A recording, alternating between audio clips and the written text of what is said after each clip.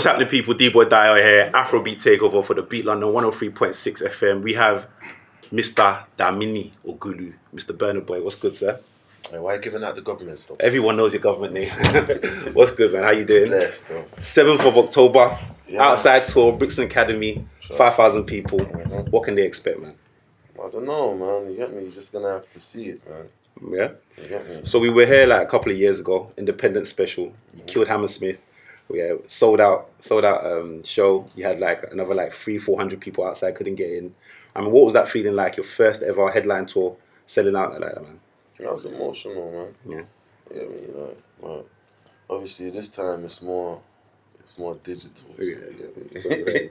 and like the impacts that you kind of have with the UK clientele is, I think, is one that we've not seen from an African artist, I'd say, in the last 10 years. Like, why do you think that you have that kind of connection with the UK people? I don't know, man. It's because like UK people are like real people, innit? So, yeah, like they deal with the real stuff, you know. Yeah, that's what I'm saying. So yeah, they relate. Yeah. You know?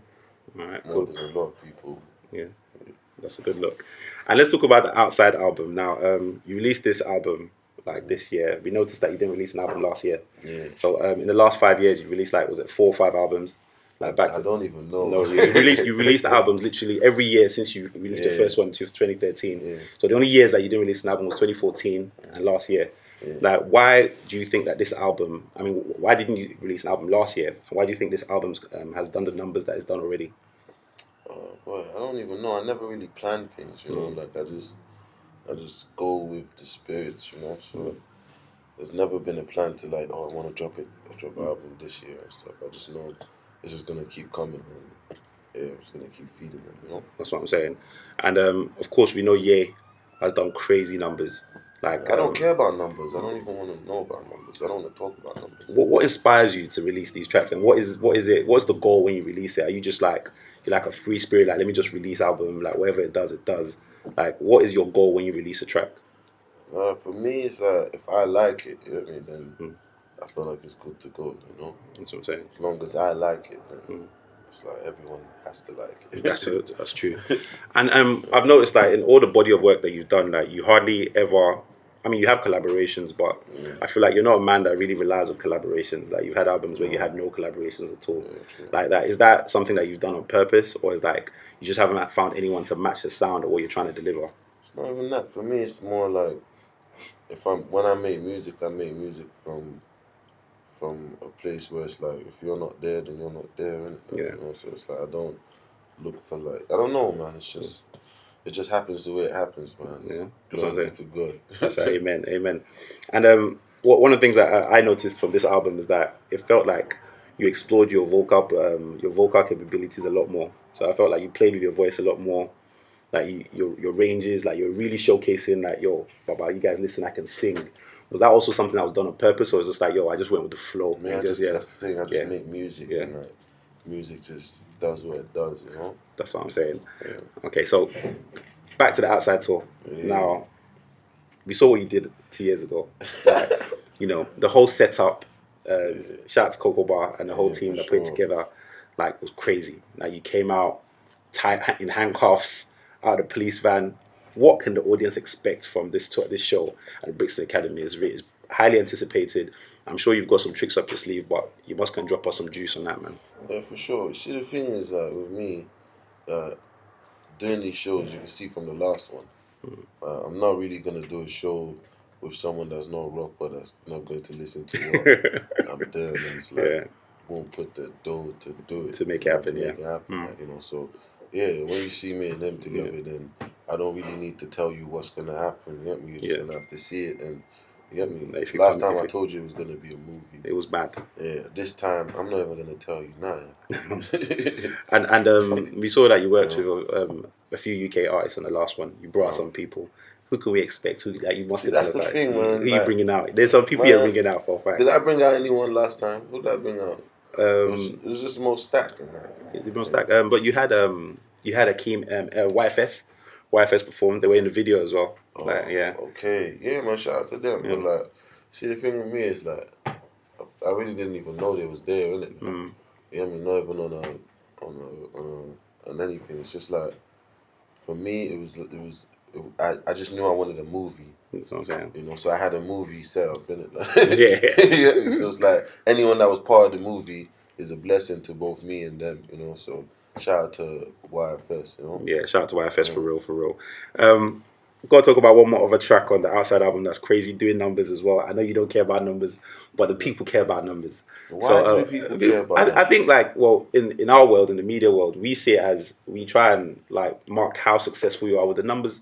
Like Why don't you care about music? Like, why well, do you care more about numbers? Like, do you listen to numbers? No. Do you get any feelings from when you look at numbers? What feelings do you get? But then we need something to measure. Like, okay, how successful? Why do you have to measure with numbers? Like, you should measure with like how many lives I've touched, or like how many songs that have like inspired something, that spark some light, or how do people feel when I sing? Yeah. You get me? Like, that's what you should measure it with. You get me? Not how many, what's the numbers on your Instagram or your numbers on your whatever you measure it with these days. You get me? That's why I don't rate them things there, you know. No, I hear that, and you know, I highly respect that.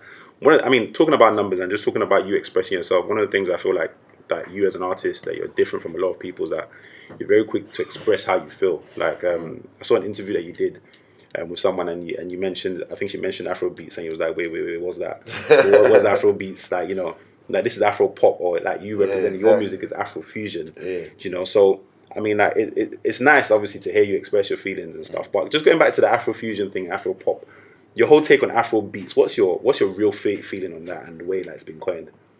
You see, my thing is, it's really like sentimental for me, because it's like my family is involved with that. Feel like connection. Yeah. So it's like when you say Afrobeats, I know what Afrobeats is. It's not Afrobeats is not what you're hearing today. It's not. That's not Afrobeats. Afrobeats is one person and one person only. The greatest, yeah. You get me? And that's Fela Anikulapo Kuti. But every other person does Afro pop and Afro whatever. But it's not Afro beats. You know? But you know, there's a differentiation between Afro beats and Afro beats, and you know, Afro beats was primarily coined by the it started off in the UK, and it's more of what started off in the UK. The name, the Afro beats, the name, it being coined Afro beats. Do you get what I'm trying to say? I don't get anything. Afrobeat, nothing in the UK. The UK has no input in Afrobeat whatsoever. But it's not Afrobeat. It's Afrobeats with an S. Let me make myself very clear.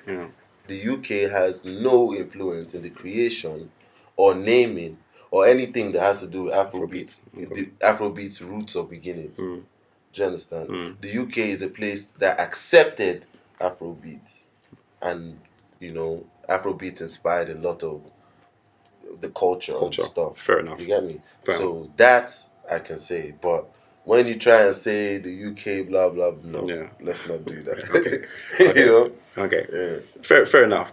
You mentioned a point there about obviously the UK not being the innovator of that genre. The UK is the innovator of grime. The UK is the innovator of garage. Yeah. You know? Like, yeah, absolutely. And I totally agree with you, because I don't think Afro beats is. I think what I was talking about was the term. It was the terminology was coined in the UK. What I wanted to mention as well is that as an artist, do you think it's important to actually go back to Africa to find yourself, to be successful? Because a lot of Afrobeat artists in the UK, a lot of Afro pop. I caught myself there. A lot of Afro pop artists in the UK. Or Afro swing. A lot of African artists. Let's just keep it as that. Feel like they're not getting the recognition that they deserve. But do you feel like there's a need to actually go back to Nigeria or Ghana, or go back to your roots to engage with the people there or the originators before you can come back and actually, because we know like you've got a long history in the UK. Like I'd say like this is home to you. So I feel like you went back home before you were able to like really get to the level that, you know, we're seeing you right now. Do you feel like it's very important for all of them to go back home and realize themselves first? 100%. It's like I can't really speak for everyone, because different things work for different people. All fingers are not equal. That's what I'm saying. So I can only speak for myself. And if anyone can relate to what I'm saying, then that's cool. But for me, it's like being here and doing Afrobeats, like or saying whatever you guys call it. Yeah. You know, it's like it's almost like, what tree are you gonna climb? A tree with no roots, or a tree that has serious The roots? one that has solid and it's got roots. Because Exactly. you know that when you climb, you'll fall, right? Yeah, absolutely. Yeah, that's basically the idea. You get me? So it's like, if you're here and you're doing that, you don't go back and you don't know who you are, so you don't know what you're really doing in the first place. Yeah. You get me? You have to go and see and know What it and is. understand and become. Before you then can come back and then Yeah, do what it's you do. not. I mean, it's not. As I said, I speak for myself. You know, because I don't know other people's situations. Yeah, Absolutely. yeah. Absolutely. So I mean, like, obviously everyone's looking forward to October the 7th at Brixton Academy.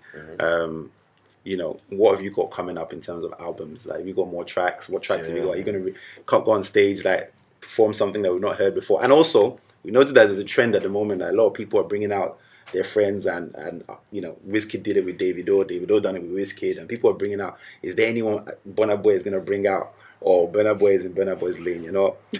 Co-signing to any of You that. never know, man. You get me? I got love for everyone. You get me? And Yeah. everyone's got love for me. So Yeah. you get me? Anything can happen. You know? Okay, that's a good look. That's a good look. Listen, I'm not going to take up too much of your time. Thank you for talking to the Beat London. Appreciate Respect. you, man. October Thanks for 7th, having yeah? me, man. Yeah, My G, man. love.